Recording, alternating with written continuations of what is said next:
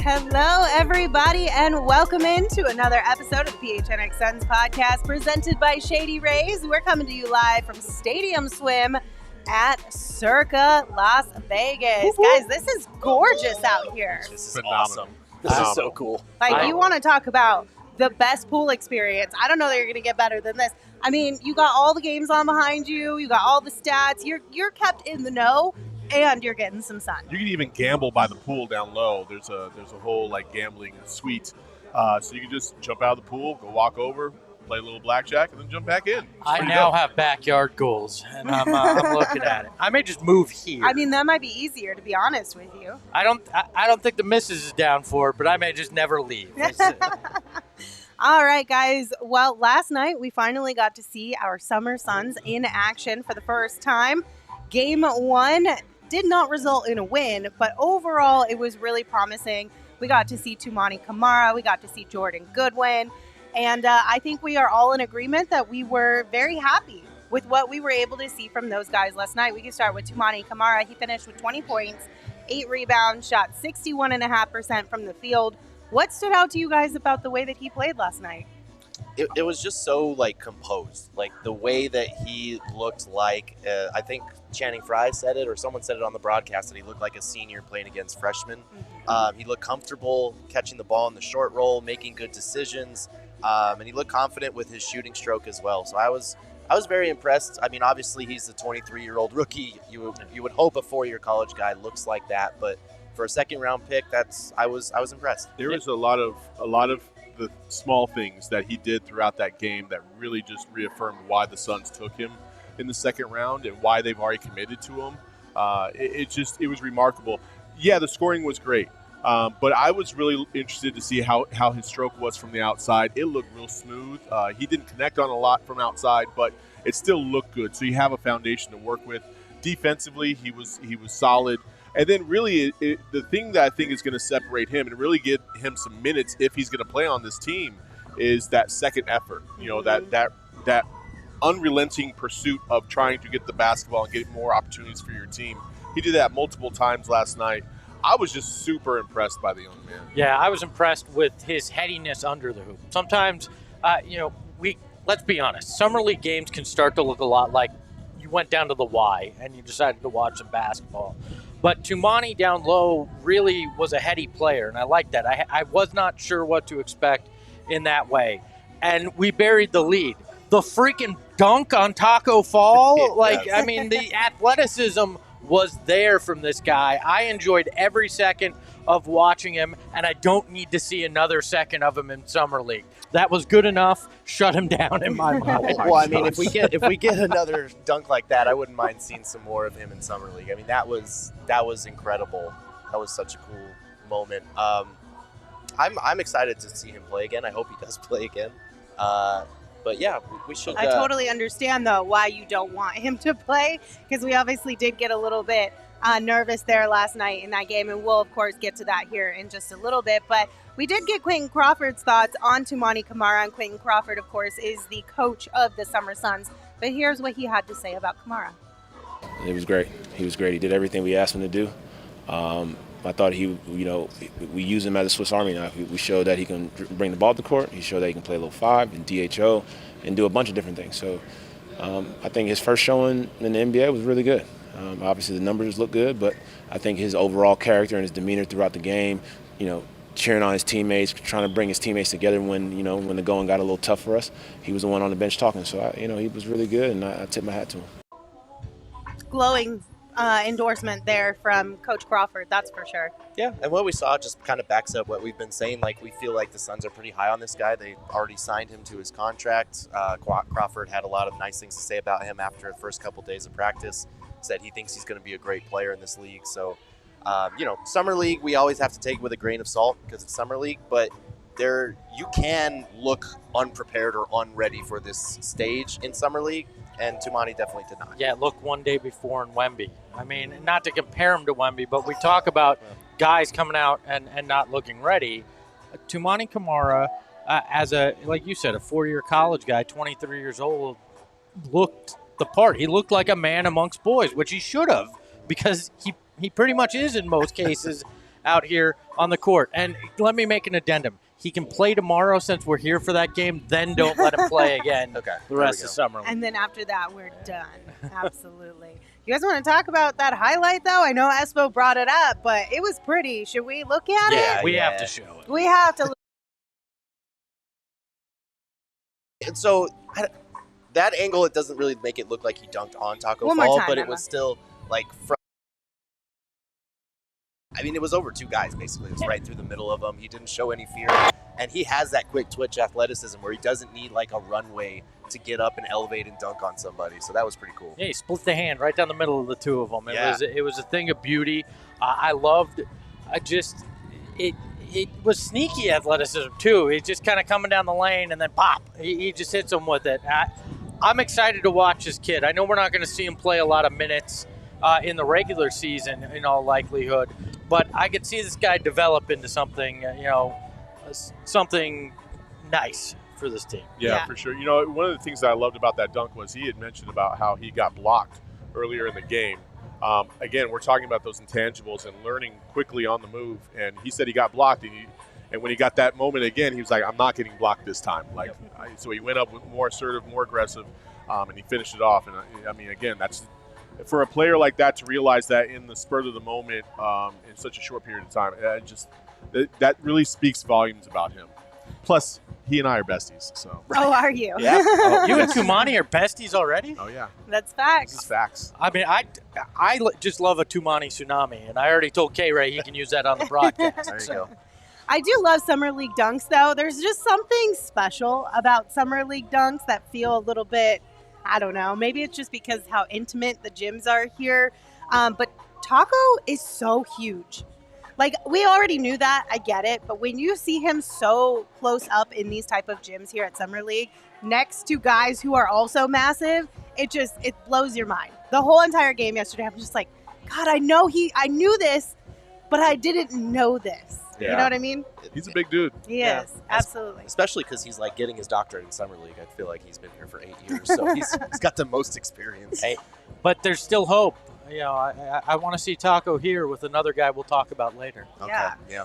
Well, we also talked with Toumani Camara after the game, and here's what he had to say about guarding different positions in Game 1. I love it. Again, I feel like that's part of my game. That's part of my identity, who I am. So I take a lot of pride in that. And like I said today, I feel like I didn't really do a good job boxing out. So I think it's just keep watching film, learning, and going on the next day. He just seems like he always is looking to learn more, to get better. Like, if this were books, his nose would be in one. You know what I mean? Yeah, he had mentioned, like, he said his goal was to prove that he belongs, and he felt like he did that. He felt like he proved I belong in this league. But for him, now it's like the small details. He mentioned he wasn't as good on box outs. The Suns got killed on the boards. But, he was spending time on wings, and then down the stretch, they put him on the 7'6" Taco Fall. And I love that he's saying, like, that's part of my identity, that defensive versatility. So that's going to be huge. And I think the way that they used him in a number of roles offensively, too, speaks to that Swiss Army knife thing that Quentin Crawford was talking about. Yeah, he really sounds like a James Jones guy. Yeah. A business guy, a guy that's been there, has the experience, and it shows. He just wants to work on the little things, and he makes that very clear. He's dedicated to that. Let's pump the brakes, though. I saw a lot of people like, we found our fifth starter. Yeah, let's. Okay, Don't then. put those expectations on this young man's shoulders. Listen, Not yet. He was great in his Summer League debut. He's playing a bunch of dudes that are never going to play in the NBA. Like, definitely pump the brakes on that. He's got a lot of room to grow. But you're hoping that by the end of the season, he's the type of guy that'll get you 5 to 10 minutes of just pure energy to contribute to hopefully a championship team. If your expectations are more than that, then I have a plot of land by a beachside in Wisconsin, I can tell you. Oh, that Wisconsin ocean view is beautiful. We love it. A mansion in Wisconsin. So we also got to take a peek at Jordan Goodwin. Now, he only played 18 minutes because he did get hurt and he left the game, but he finished with 12 points, 3 rebounds, and 4 assists. And Det Nibble in the chat was asking if we had any news on Goodwin's knee soreness. Here's what Quentin Crawford had to say after the game. Yeah, see, I'm not. I know it's the knee soreness, and I'm not sure. I'm going to get with the trainers after and figure out what his deal is. But he had a good game. Led his group, commanded the group as a point guard. Obviously, he's trying to transition into that role. So, I think overall for him was he led his team, had us in the game. Obviously, unfortunate events happened. He got a little knee soreness. He had to come out the game. But overall, good game for him. Yeah, and I actually asked Jordan Goodwin on his way out. He was walking past, and I asked how he was doing, and he said, I'm good. So hopefully it's nothing minor. They will probably err on the side of caution because it's Summer League, and because when he was in the game, he looked like him and Toumani both looked like they were in that category of player that's like too good to be in Summer League. Mm-hmm. He didn't shoot the ball well, but I think that was kind of impacted by the knee because it looked like it was bothering him early in the game. I liked what I saw out of him.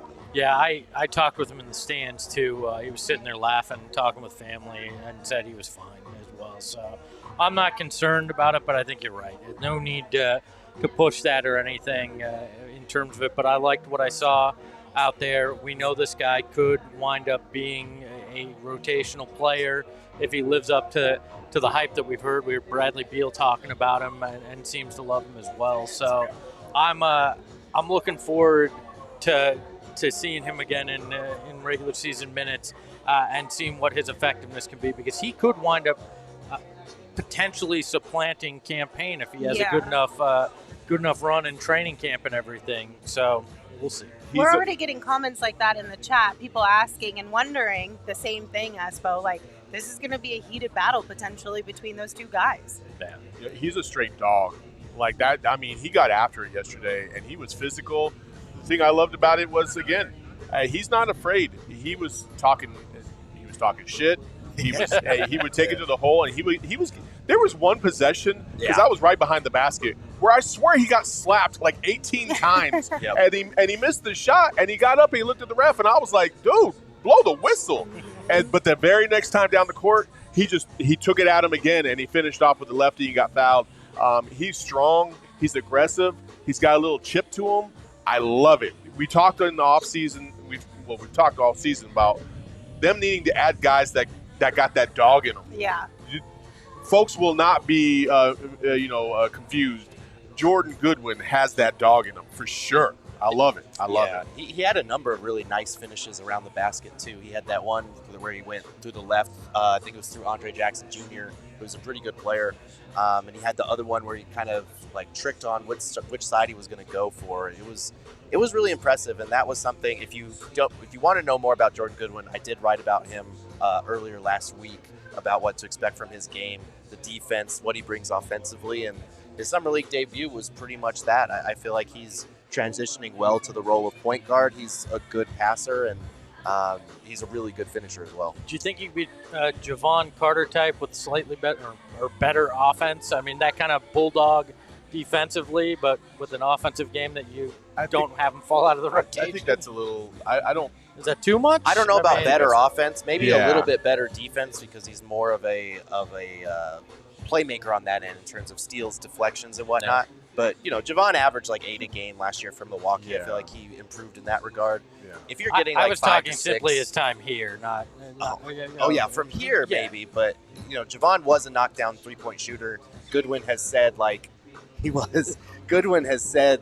I've worked really hard to improve that area of my game. It didn't show in the numbers last year, but maybe he didn't shoot the ball well, but he hit 1 3 and it looked pretty good. Maybe he just had a lot of aches and pains, you know what I mean? Like last night after the game, I know his knee was hurt. Maybe he should have had some wink because he should have. That's one of the best drinks you can have out there with a nice little bounce of CBD and THC. And again, it's now starting to get distributed everywhere. You can find it actually at your local dispensary. It's our newest partner, Countdown. Here we go. A nice CBD THC balance. It's really light. It's a seltzer, which is so nice for hot days. It's fantastic. I think we had a case of about 20 in the office, and I'm pretty sure Emma and I consumed all of them because we loved it so much. That explains so much. Yeah, I mean it's awesome, and it's not crazy. Like it's like 2.5 milligrams per can, and so it's a nice little. It's like it takes the edge off a little bit, but nothing crazy. You're not like super like loopy or anything like that. I've had it before shows, and clearly my performance has been at an all-time high. So you should definitely check it out. Make sure you're 21 and over. I could read it for you. You can check out drinkwink.com, that is WYNK, and countdowndrink.com to utilize our drink finder to locate a store near you. You can also order directly online, Wink only, and only 2.5 milligram cans. But these are available currently in 11 states. We've got Arizona, of course, Arkansas, Maine, Massachusetts, Michigan, Missouri, Nevada, New Mexico, New York, Ohio, and Oklahoma. And then online direct-to-consumer in all other states. The only thing they don't have is it coming out of a nice Polar Pop fountain. Maybe one day. Maybe one day. Bro, could you imagine? We can get a partnership between Wink and Circle K make that happen. That's scary. Let's turn that a 32-ounce Polar Pop. We would do a smaller, like maybe a 12 ounce. Let's turn that 2.5 to a 25 baby. Let's go. Yo, how big were those won't cans? be able Imagine to that in a 32-ounce cup. Holy shit. Tell us about Circle K. Espo, you had a great time at Circle K on the road trip out here, didn't you? Look, I joked that we were going to combine your love of the Froster with the Coke and the cherry mixed, and I was going to find a Four Loko to throw in that bad boy. Well, guess what? You can make a Loco Cola over at Circle K. You can. They have it. I took a picture, and maybe I drank it, maybe I didn't on the drive here. Who knows? I guess if you weren't in the car. I wasn't driving. Let's make that clear. Who knows?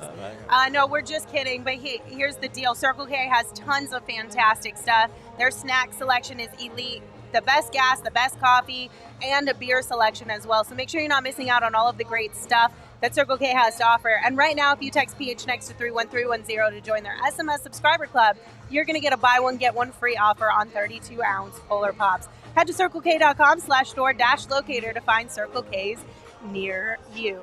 Okay, so you kind of mentioned, Espo, earlier in the show that, we're really excited about Toumani Camara, but we likely won't see him play substantial minutes this year.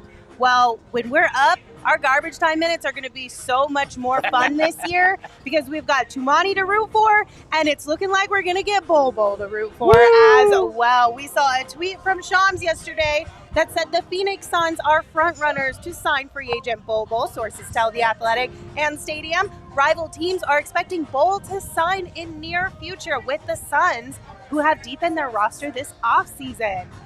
Bol Bol with the happening? Is it happening? I think it's happening. It's happening. Hey, I'll take you behind the curtain a little bit here, and I don't know if Saul wants anybody to know this, but he was talking with his good friend Shams, and he asked him, "Are you excited for Bol Bol?" Shams did. So I think we're pretty close to this being a done deal here. And let me just say, whether or not Saul is, I'm excited for Bol Bol because I've never wanted a 16th man on the roster more than I want Bol Bol. I don't want to speak for you. I don't know how you feel about Bol Bol. I'm just stating my excitement that this guy could come in and be cut by the end of training camp. I mean, I feel like you kind of set me up like I didn't like Bol Bol. No, I'm saying Bol Bol. I don't know how I feel about it. Look, according to the internet, Bol Bol coming to the Suns is much like Wembanyama going to the Spurs. So, I'm down for it. Let's see it. Also, Bol Bol is Wembanyama with better PR, baby. Oh, Jesus. Listen, can I just say, I am excited and I will be very happy if Bol Bol is on the Sun squad, but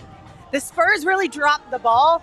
They should have picked up Bol Bol and had Wemby and just put them both out there at the same time. That would be an epic viewing experience. But also, think about this. If this ever happened where you had Bol Bol, Kevin Durant, and D.A. all on the court at the same time, you talk about going zone with length. Holy shit. Whether Bol Bol is a good player or not, his measurements alone around those other two would make it virtually impossible to get clean shots off. So, listen, the expectation on Bol Bol should be very tempered. Yeah. It should not be very high. He will be at the end of the bench roster. He will have an end of the bench roster spot. So he's going to have to work himself into that rotation. And you're hoping that Phoenix and Frank Vogel is the one that can finally unlock Bol Bol because he's kind of gone through it during his career, and everybody sees the potential, but he hasn't really realized it to a high degree. He had a good season, but temper your expectations. Yeah, he's a young upside kind of flyer addition to the roster if they add him. It does put into question what this means for Ish Wainwright because he's probably the guy that would be on the chopping block there. He got his team option picked up, but it's not guaranteed until January, so it's fully non-guaranteed. So that's something to keep an eye on. And I did talk to Ish at at Summer League yesterday. I was asking him how he was doing. He was saying, "You seen the tweet, right?" And he tweeted something to the effect of, "I hear everybody what they're saying about me right now." He's been grinding. He's motivated. So I'm curious to see how that battle shakes out if they do add Bol Bol, because a lot of people have mentioned it. He's probably not going to play meaningful minutes on this team. And I understand if you're in the Suns' position, you need to take flyers like this on younger guys with upside. It would be fascinating garbage time minutes, but like we've been saying, I don't expect him to be a contributor on a title contender. But you wouldn't have to cut Ish or anybody else and right away. You can carry guys into training camp. I think that would be the way to go, because one of the knocks on Bol Bol, and I've talked to some people while we've been out here about him, is does he really love basketball? Okay. And that's been what was hinted to me as to why he hasn't stayed in any one place for a particularly long time, is he's not driven to play. The DNVR guys were telling me a story that Summer League a few years ago, he was on their roster. They didn't even know if he was going to show up because nobody could get a hold of him. Okay. Right? And he just showed up the day that Summer League started and decided, hey, I guess I'm playing. So you got to wonder, is that going to be this kid's downfall? Because there's a lot of skill there. There's no doubt in that. You even saw it in Orlando last year, but they gave up on him, and there's got to be a reason. Maybe Vogel can unlock that. Maybe KD can get him to lock in if that's the reality of him. But that's why I temper my expectations. But I don't know the defensive rules real well. But could you imagine if you just had Bol Bol, KD, and DA literally just hold hands across the court? Who's getting through? I mean, literally, they cover the whole thing. I think that game is called Red Rover. I was trying to think of it. I was like, what is that game? Hands across America. Just go across the court there. Nobody coming through. Oh, my gosh. Low key, though, I miss playing that game. That game was a blast. Red Rover, send Bol Bol on over. That was such a good time. Listen, Gerald, you did get to talk to a couple people yesterday, though, about the Bol Bol news. The first one, of course, was Tim McMahan of ESPN. What did he say? Last question, obviously the big one for Suns fans. What can they expect from Bol Bol if he signs with the Phoenix Suns? Some possessions that make you shake your head for sure. Look, man, he's an interesting prospect. I don't know quite what to expect. I was a little surprised that Orlando let him go, though, just because I did think that he showed some, pretty significant flashes there. He's long, he can shoot a little bit, he can dribble a little bit. Sometimes you're like, oh, stop dribbling. But then it's like, well, hold on, how did he get through all that and end up laying the ball up or dunking the ball? I don't know. He's an interesting character to watch. Exactly what to expect. The unexpected, I would say. Expect the unexpected. We're here for it. Okay. Chaos, baby. All right. Like, a little bit sad at the beginning. I'm not going to lie. Yeah. Some plays that'll make you shake your head. But it'll be interesting, nonetheless. Nonetheless, it'll be a lot of fun to watch. We also heard from Khobi Price, who covered Bol Bol during his time as a Magic beat writer. And here's what he said about Bol. Yeah, I mean, the upside, obviously Bol Bol brings a lot of excitement, especially in transition. That combination of size, length, handles, fluidity, it's something special. And there's a clip that always circulates, I think it was against the Hawks, I think a December game. Around that time, he's, going transition between the legs, behind the back, he dunks, the entire bench is like, oh my gosh. Those are the kind of plays that, that you like I said, just raises the energy of the building, raises the energy of the team. So that kind of what he brings. Just spectacular plays. Things he needs to work on is just consistency. You saw him start off very well last season, and then as the season went on, it was his first time really playing, being in a rotation. So whether it was fatigue, defensively there were things he needs to clean up. Technique, there was a lot of times that he would catch a ball, try and attack, and he would either travel or step out. I think more so travel and step out of bounds. Mm-hmm. So just some technique things he needs to clean up, maybe a couple focus things. Especially defensively more than anything else. But yeah, I mean, he's an exciting player. How much impact winning, that's something that helps really work on more, with the Suns, it sounds like, or beyond that. Look, any lineup he's in, I'm calling the chaos menu. Chaos menu. For you. There we go. Just for you. Yes, chef. Look, later in that interview with Khobi, and we'll have these full interviews up later because we got a lot of good stuff from Summer League yesterday. A lot of cool people were there.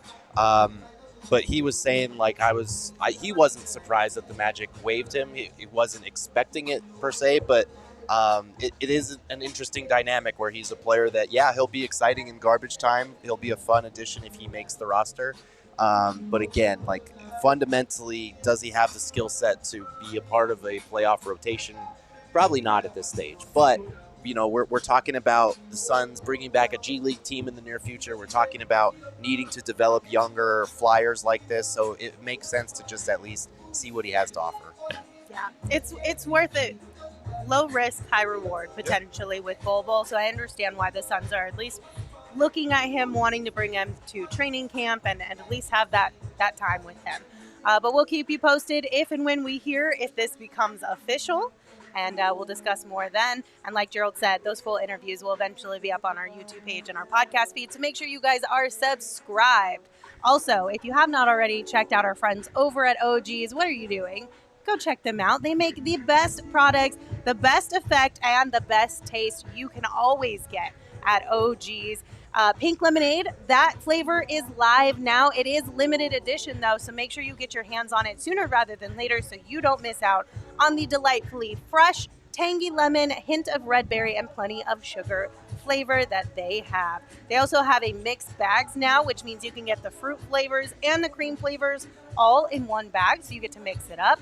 OG's does not miss when it comes to flavor and effects. So get your pink lemonade gummies while you can. Check out OG's online at ogsbrands.com. You can also find them on Instagram at ogsbrands. And you can find their products at your local dispensary, but you do have to be 21 years or older to purchase. I don't know about you guys, but I'm really enjoying our time here at Circa. The rooms are fantastic. The facilities are fantastic. The location is great. The food in here is great. I'm pretty happy. How are you guys feeling? This is a dream come true, to be honest with you. Like, we're in Summer League, covering it from this amazing cabana, getting to cover NBA basketball and talk to all these different people. Like, it's amazing. Yeah. It's a far cry from the Airbnb living room we did the show from last summer. Look at us on the up and up. Yeah, I know. This is Look at us. Who'd have thought? This is fantastic. I could not be more. I won't even say. I'll say pleasantly surprised.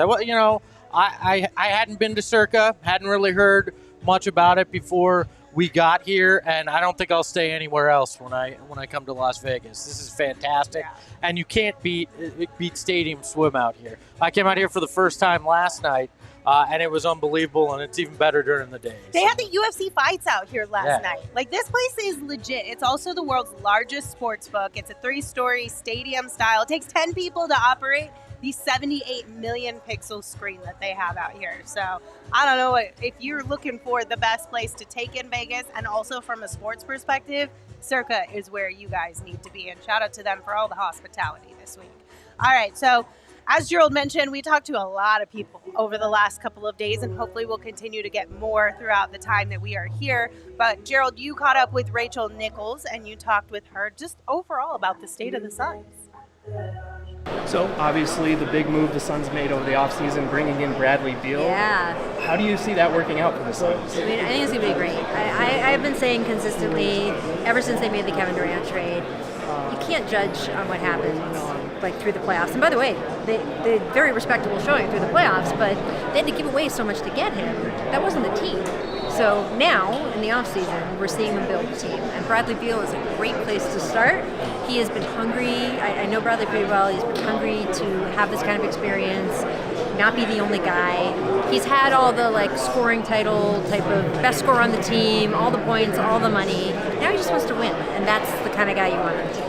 Absolutely. How do you see that dynamic between the three of them kind of working out? Because they do, a lot of people have made the Brooklyn Nets Big Three comparison, but it feels like they're very interchangeable. Very different personalities than in Brooklyn. So I wouldn't go by that in either direction, good or bad.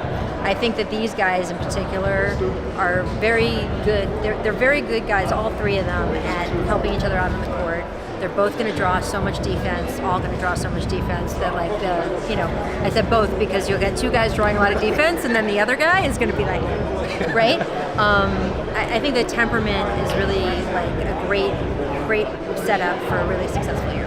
obviously with their salary cap situation, they kind of had limited flexibility there, but they really kind of maximized those veteran signings. What do you think? Well, I was going to say, we saw people will want to come play with you if you put together a winning feeling team, right? And guys will sign for less and all of that stuff, and that's what we saw. And by the way, Phoenix is not a bad place to live. No, it's really not. I know. Can I tell you guys a secret? What's that? I was born in Phoenix. Were you really? Phoenix native. Okay. There you go. There we go. We got Rachel Nichols back on the bandwagon. Exactly. So you're telling me that this whole time Rachel Nichols has been a Suns fan and we didn't even know it? One of us. One of us. One of us. Oh my goodness gracious. I don't know what was tinier though, the microphone or Rachel or Jared looked like he was 6'8". I've sat next to Rachel Nichols. I know she's like 5'1". Like, so. She's very petite, that's for sure. But listen, we've talked about it on this show, and she mentioned it too. Like, you're putting together a squad, and with that comes people who want to play for your organization. They want to play alongside the star players that you have acquired, and it's a great time to be a Suns fan right now. Like, we should just take a minute and be so thankful that we are on the other side of it now. There's been a lot of chatter over the last couple of days that we've experienced from other people in terms of like their optimism for this upcoming season, and I think we're going to start to realize that this is truly going to be a season unlike any other in terms of the hype, the momentum that's going for this franchise, how many people are invested in what's going on, Matt Ishbia's impact on the franchise. But going back to the basketball side of this, one of the things that I kind of learned this yesterday was I talked to Joseph Blair, who's the assistant coach for the Wizards, and I asked him about Bradley Beal. Mm-hmm. And straight up, he was like, if there was ever a person, he did say Kevin Young has his hands full to try and figure this out. He's like, but if there was ever a guard or a person that could adapt because of the way they study, the questions that they ask, how inquisitive they are about the things that are going on within the system, it's Bradley Beal. He said his intelligence, the way he soaks up the game, the way he can modify his own play versus what other guys are doing is top level. And if there was ever a piece that you were going to fit into this group that was going to be able to adapt to what the other guys are going to be able to do, it would be Bradley Beal. And that got me so excited because somebody has to defer from time to time or, understand what their role is. And from the way Joseph Blair explained it, Bradley Beal will have no issues adapting to what is needed. If he needs to score more, he will. If he needs to pass more, he will. If he has to do multiple other things, he will. He's just that damn good of a basketball player, and so I'm hyped. Well, wasn't it Bradley Beal himself who at his press conference referred to their big three as selfless? Yes. So, I mean, he's obviously speaking for himself there. He's telling us without telling us that he's going to do all of those things, whatever it takes. I'm not here to make myself a star or to get more clout for my name. I'm here to work with these guys and win a championship. And I think that at this point we can agree that Devin and KD are also on that same level. Yeah, for sure. No, you never know what you're going to see here, Sam. So like this guy right now is. Yeah, we're live, but they can answer all your questions right there. Yeah, we talked about at Bradley Beal's press conference how he talked about wanting to push Devin Booker and Kevin Durant and be pushed by that kind of greatness, something he hadn't experienced since Russell Westbrook was there. And I think that kind of mindset speaks to the type of players that the Suns are targeting. Obviously, we've talked in the past about how they target good people and, maybe we need some people with dogs in them. But I think it's getting to the point, and this is something we've been hearing, that like they're having to turn people down who want to come here with some of these vet minimum signings. And that's part of the reason why in the first 45 minutes, we got all the news about who they had. According from what Gerald and I heard, during this time, there was a line of people wanting to come here, and the Suns had to turn them away. Like, that is significant as hell. Yeah. That's just, again, that's awesome. And they beat out teams that for guys that like Eric Gordon. Well, Eric Gordon obviously wanted or had Golden State interested in him.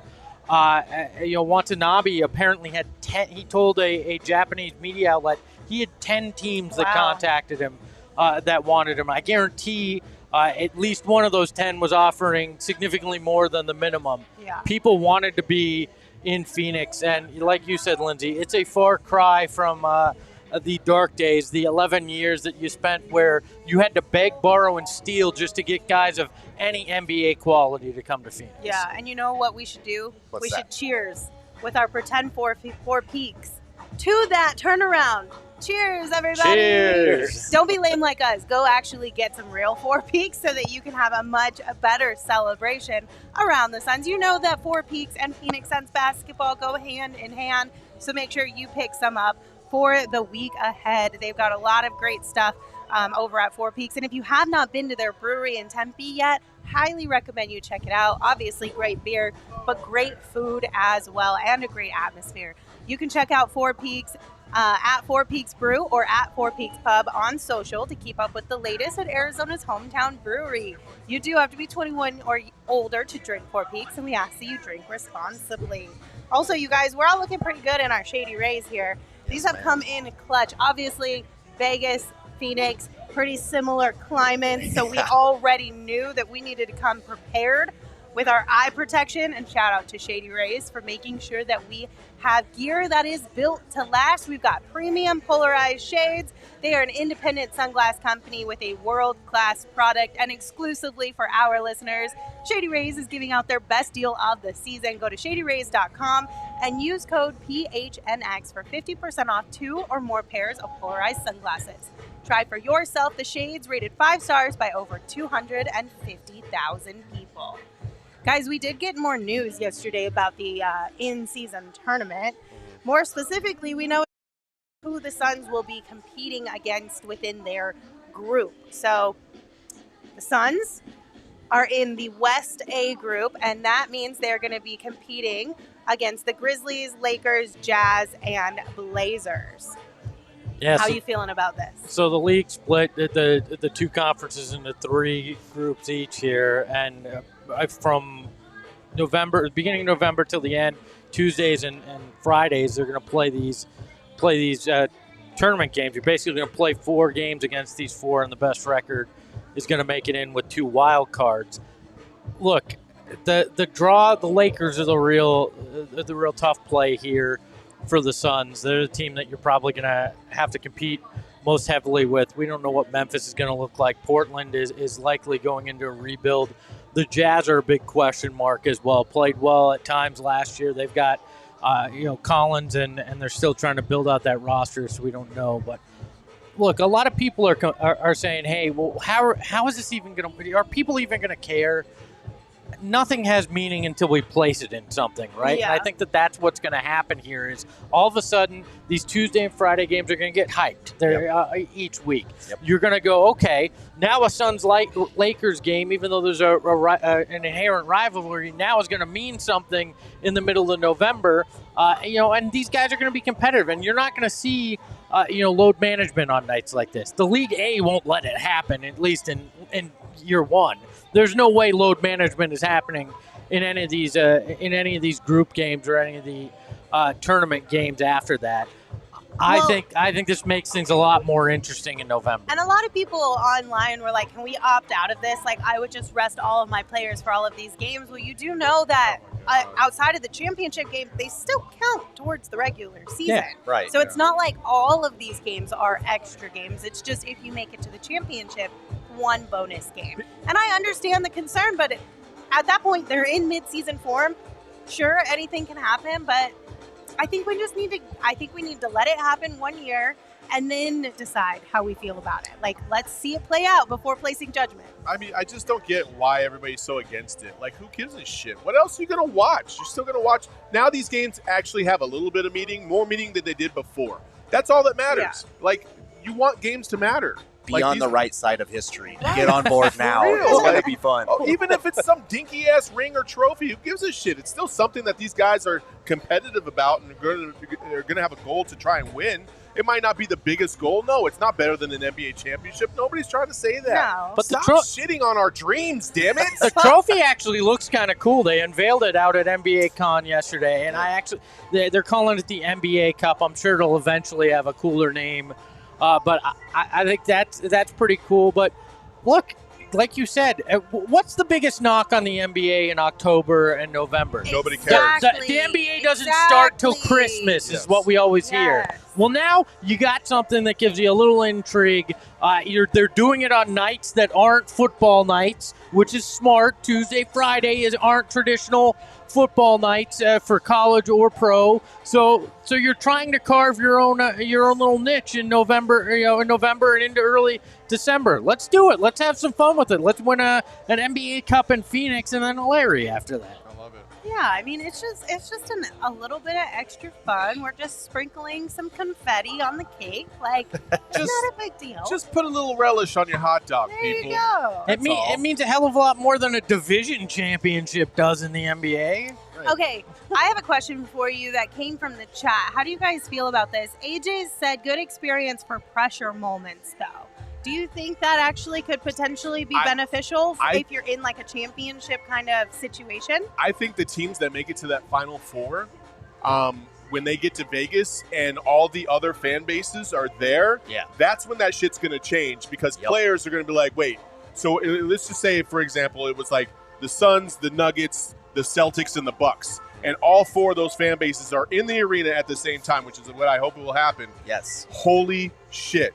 That's going to be an experience unlike any other because you only get that in college. Right. Yeah. And that's going to be electric. And those players, you're going to see that switch flip so quick from any of those players because they're going to be like, oh, shit, okay, let's get after it. Because now you don't have one fan base talking shit to you on the court. You have three, and it's going to be fucking awesome. And one and done. One and done. You get that. I love it. That's it, and that's a great point too, because like it's going to be a summer league environment where, like, in the best possible sense, it's a mob mentality. The crowd will react to plays on both sides, and they will follow whoever is playing well. Like that is going to be a really cool environment to watch an NBA game. Yeah, I just got hyped thinking about that. I know. I forgot about Devin Booker crosses somebody over, gives over to the hoop and dunks. Yep. Like it's going to be electric in there. Like it just is. I feel like it could be fun, and honestly, I wonder too. I think this one might be a little bit of a stretch, but I wonder if we get, because in the playoffs we get more celebrity sightings and like other athletes coming through. Will we get a little bit of that in the midseason tournament yes, too? Because the league is going to do some kind of big concert series. The NBA is the best marketing in sports. They get it. They understand how to put on an event. They're going to make this a big weekend in Vegas in December. Yeah, there's going to be all sorts of people. I just think they should play the championship game in Cox Pavilion so you can feel like you're sitting right with the stars. You can't make enough money off of that, Espo. You need more seats. If Espo was in charge of the NBA, the league would have gone bankrupt like a decade ago. Come on, way earlier than that. Or the tickets would be so expensive that only the wealthiest among us would be able to watch the NBA in person, which would also be a terrible thing. I'm just throwing that out. Every team would wear purple for their jerseys. I would be the shittiest GM and commissioner in basketball history, and GM for that matter, too.